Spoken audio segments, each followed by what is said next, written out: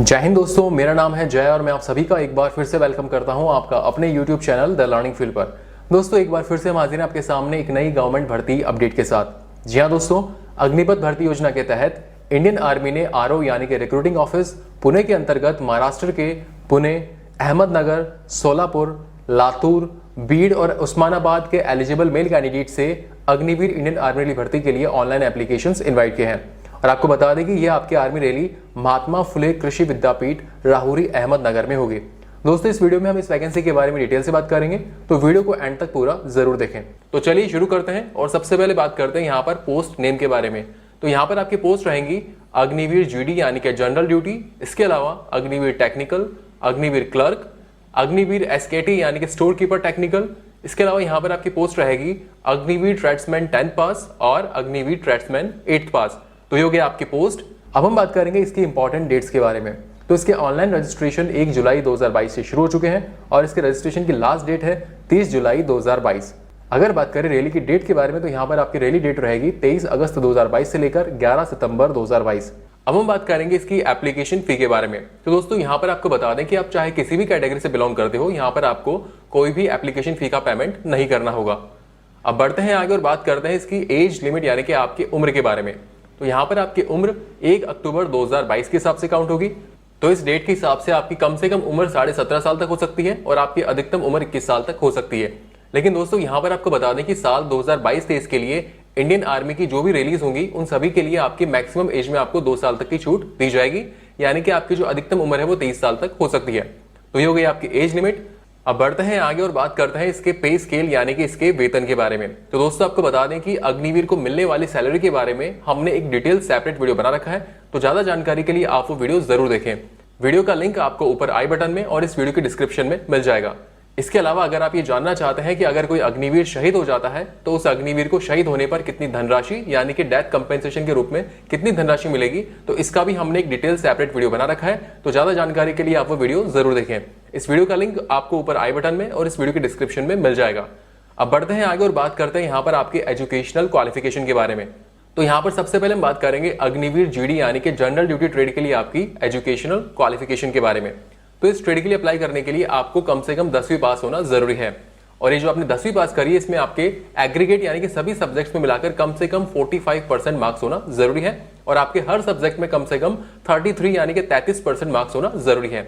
और वो कैंडिडेट्स जिन्होंने 10th ऐसे बोर्ड से पास करी है जहां पर ग्रेड सिस्टम है, तो आपके हर सब्जेक्ट में कम से कम डी ग्रेड होना जरूरी है और सभी सब्जेक्ट्स में मिलाकर यानी कि एग्रीगेट आपको कम से कम C2 ग्रेड होना जरूरी है। अगर ये क्वालिफिकेशन आपके पास है तो आप अग्निवीर जीडी ट्रेड के लिए अप्लाई कर सकते हैं। अब हम बात करेंगे अग्निवीर टेक्निकल ट्रेड के लिए आपके एजुकेशनल क्वालिफिकेशन के बारे में। तो अग्निवीर टेक्निकल के लिए अप्लाई करने के लिए आपको 12वीं पास होना जरूरी है और ये जो आपने 12वीं पास करी इसमें आपके पास पीसीएम यानी कि फिजिक्स, केमिस्ट्री और मैथ्स, इसके साथ ही साथ आपके पास इंग्लिश भी होना जरूरी है।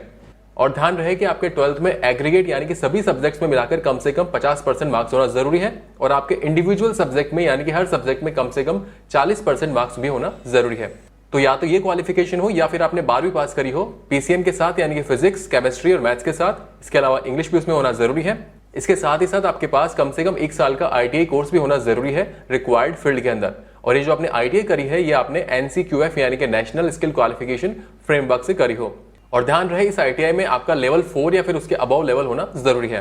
तो ये हो गई आपकी अग्निवीर टेक्निकल ट्रेड के लिए क्वालिफिकेशन। अब हम बात करेंगे अग्निवीर क्लर्क और एसकेटी यानी कि स्टोर कीपर टेक्निकल ट्रेड के लिए आपकी क्वालिफिकेशन के बारे में। तो इस ट्रेड के लिए अप्लाई करने के लिए आपको 12वीं पास होना जरूरी है और ये जो आपने 12वीं पास करी है वो किसी भी स्ट्रीम के अंदर हो सकती है। कहने का मतलब ये हुआ कि आपको जो है 12वीं पास होना जरूरी है, चाहे वो आपने आर्ट्स से करी हो या फिर कॉमर्स से या फिर साइंस से। लेकिन ध्यान रहे ये जो आपने 12वीं पास करी है इसमें आपके एग्रीगेट यानी कि सभी सब्जेक्ट्स में मिलाकर कम से कम 60% मार्क्स होना जरूरी है और इंडिविजुअल सब्जेक्ट में यानी कि हर सब्जेक्ट में कम से कम 50% मार्क्स होना जरूरी है। इसके अलावा अगर आपके पास 12th के अंदर इंग्लिश, मैथ्स, अकाउंट्स या फिर बुक कीपिंग सब्जेक्ट है तो इन सब्जेक्ट्स में भी आपके कम से कम 50% मार्क्स होना जरूरी है। तो ये हो गई आपकी अग्निवीर क्लर्क और एसकेटी ट्रेड के लिए क्वालिफिकेशन। अब बढ़ते हैं आगे और बात करते हैं अग्निवीर ट्रेड्समैन 10th पास के लिए क्वालिफिकेशन के बारे में। तो इस ट्रेड के लिए अप्लाई करने के लिए आपको सिंपली 10वीं पास होना जरूरी है। अगर आप 10वीं पास हैं तो आप इसके लिए एलिजिबल हैं। और यहाँ पर आपको बता दें कि इसमें एग्रीगेट परसेंटेज का कोई क्राइटेरिया नहीं है, लेकिन आपके हर सब्जेक्ट में कम से कम 33% मार्क्स होना जरूरी है। अब हम बात करेंगे अग्निवीर ट्रेड्समैन 8th पास के लिए आपकी क्वालिफिकेशन के बारे में। तो इस ट्रेड के लिए अप्लाई करने के लिए आपको सिंपली 8th पास होना जरूरी है। और इस ट्रेड के लिए भी आपका एग्रीगेट परसेंटेज का कोई क्राइटेरिया नहीं होगा, लेकिन आपके हर सब्जेक्ट में कम से कम 33% मार्क्स होना जरूरी है। तो ये हो गई आपकी अग्निवीर ट्रेड्समैन 8th पास के लिए क्वालिफिकेशन। तो दोस्तों ये थी आपकी ट्रेड वाइज एजुकेशनल क्वालिफिकेशन।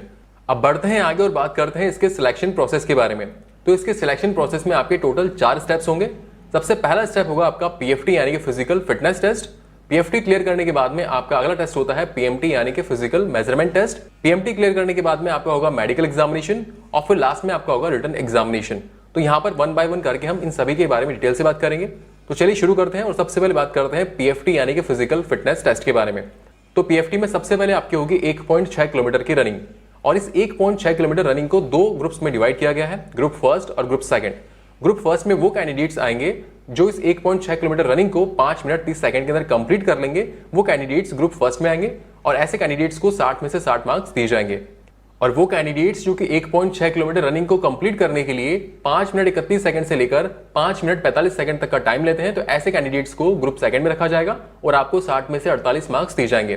तो पीएफटी में ये हो गई आपकी 1.6 किलोमीटर की रनिंग। 1.6 किलोमीटर रनिंग कंप्लीट करने के बाद में पीएफटी में आपका अगला टेस्ट होता है बीम यानी कि पुलअप।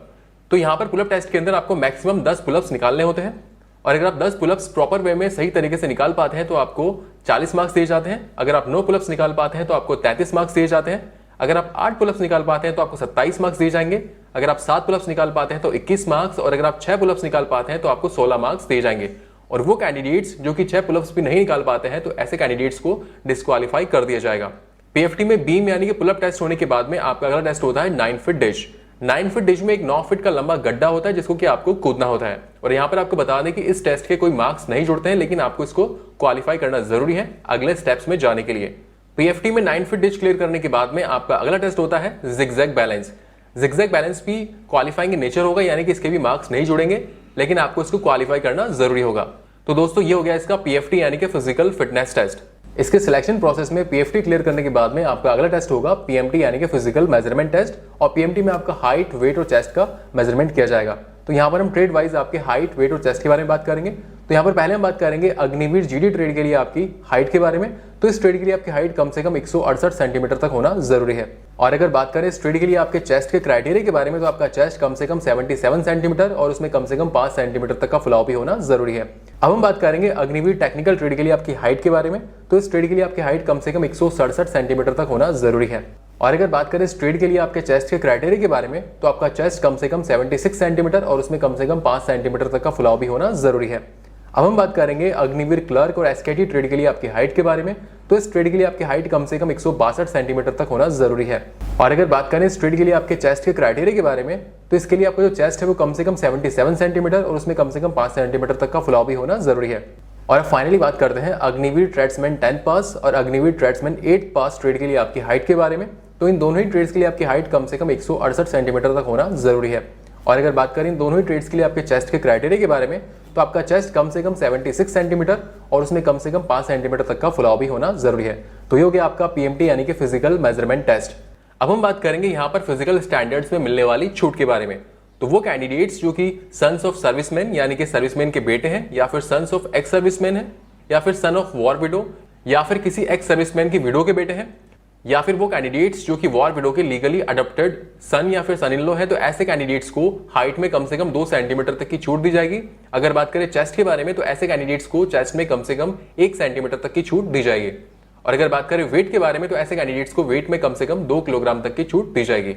अब हम बात करेंगे उन कैंडिडेट्स के बारे में जो कि आउटस्टैंडिंग स्पोर्ट्समैन है, यानी कि ऐसे कैंडिडेट्स जिन्होंने अपने नेशनल को किसी भी खेल के अंदर इंटरनेशनल लेवल पर, या फिर अपने स्टेट को नेशनल लेवल पर, या फिर अपने डिस्ट्रिक्ट को स्टेट लेवल पर, या फिर अपने स्कूल, कॉलेज या फिर अपने यूनिवर्सिटी को किसी भी गेम के अंदर रिप्रेजेंट किया है और अगर आपने कोई मेडल जीता है या फिर आपने टीम इवेंट के अंदर 6th पोजीशन हासिल करी है, तो ऐसे कैंडिडेट्स को हाइट में कम से कम 2 सेंटीमीटर तक की छूट दी जाती है। और अगर बात करें चेस्ट के बारे में, तो ऐसे कैंडिडेट्स को चेस्ट में कम से कम 3 सेंटीमीटर तक की छूट दी जाती है। और अगर बात करें वेट के बारे में, तो ऐसे कैंडिडेट्स को वेट में कम से कम 5 किलोग्राम तक की छूट दी जाती है। तो ये हो गया आपकी फिजिकल स्टैंडर्ड्स में मिलने वाली छूट। तो इसके सिलेक्शन प्रोसेस में पीएमटी क्लियर करने के बाद में आपका अगला टेस्ट होता है मेडिकल एग्जामिनेशन। दोस्तों यहाँ पर आपको बता दें कि अगर आप मेडिकल के बारे में ज्यादा जानकारी चाहते हैं, तो हमने इसका एक डिटेल सेपरेट वीडियो बना रखा है, जिसका लिंक आपको इस वीडियो के डिस्क्रिप्शन में और ऊपर आई बटन में मिल जाएगा। तो ज्यादा जानकारी के लिए आप वो वीडियो जरूर देखें। सिलेक्शन प्रोसेस में मेडिकल एग्जामिनेशन क्लियर करने के बाद में आपका अगला टेस्ट होता है रिटन एग्जामिनेशन। और दोस्तों यहाँ पर आपको बता दें कि इसके रिटन एग्जामिनेशन में आपकी नेगेटिव मार्किंग भी होगी।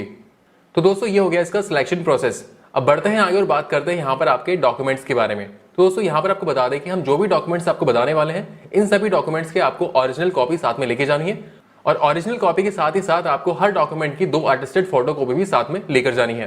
तो आइए जानते हैं कि वो कौन कौन से डॉक्यूमेंट्स हैं जो कि आपको रैली के टाइम साथ में लेके जाने हैं। तो यहाँ पर आपका सबसे पहला डॉक्यूमेंट है आपका एडमिट कार्ड। इसके अलावा आपको जो है अपनी 20 पासपोर्ट साइज फोटोग्राफ भी साथ में लेकर जानी है। और दोस्तों यहाँ पर आपको बता दें कि ये जो आपकी फोटोग्राफ्स होंगी, इनका बैकग्राउंड कलर व्हाइट ही होना जरूरी है।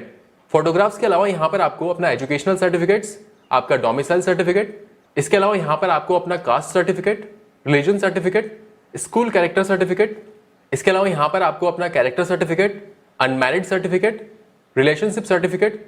दोस्तों यहाँ पर आपको बता दें कि रिलेशनशिप सर्टिफिकेट केवल उन्हीं कैंडिडेट्स को लेकर जाना है जो कि सन्स ऑफ सर्विसमैन है या फिर सन्स ऑफ एक्स सर्विसमैन है या फिर सन्स ऑफ वॉर विडो है। तो ऐसे कैंडिडेट्स को अपना रिलेशनशिप सर्टिफिकेट भी साथ में लेकर जाना है ताकि आपको पीएमटी यानी कि फिजिकल मेजरमेंट में छूट मिल सके। इसके अलावा दोस्तों अगर आपके पास एनसीसी सर्टिफिकेट्स हैं तो वो भी आपको साथ में लेकर जाने हैं ताकि आपको रिटन एग्जामिनेशन में बोनस मार्क्स मिल सके। इसके अलावा अगर आपके पास कोई स्पोर्ट्स सर्टिफिकेट है तो वो भी आप साथ में लेकर जाएं ताकि आपको रिटन एग्जामिनेशन में बोनस मार्क्स मिल सके। और इन सब के अलावा आपको जो है affidavit, single bank account, pan card और आधार कार्ड भी आपको अपना साथ में लेकर जाना है। तो दोस्तों ये वो डॉक्यूमेंट्स थे जो कि आपको रैली के टाइम साथ में लेकर जाने होंगे। अब फाइनली हम बात करेंगे कि आप इस वैकेंसी के लिए कैसे अप्लाई कर सकते हैं। तो इस वैकेंसी के लिए अप्लाई करने के लिए इंडियन आर्मी की ऑफिशियल वेबसाइट www.joinindianarmy.nic.in पर जाकर आप इसका फॉर्म फिल कर सकते हैं। सो फ्रेंड्स, ये वीडियो था इंडियन आर्मी ने आरओ यानी कि रिक्रूटिंग ऑफिस पुणे के अंतर्गत महाराष्ट्र के पुणे, अहमदनगर, सोलापुर, लातूर, बीड और उस्मानाबाद के एलिजिबल मेल कैंडिडेट से अग्निवीर इंडियन आर्मी भर्ती के लिए ऑनलाइन एप्लीकेशंस इनवाइट किए हैं, उसके बारे में। दोस्तों उम्मीद करते हैं कि यहाँ पर हमने आपको जो इन्फॉर्मेशन दी वो आपको अच्छी लगी होगी। अगर वीडियो अच्छा लगा हो तो इस वीडियो को लाइक और अपने दोस्तों के साथ शेयर जरूर करें और फ्यूचर में इस चैनल पर इसी तरह की यूजफुल वीडियोस देखने के लिए इस चैनल को सब्सक्राइब करके बेल आइकन जरूर दबाएं, जिससे आपको ऐसे ही यूजफुल वीडियोस की अपडेट्स मिलते रहें। So thank you for watching our video. जय हिंद।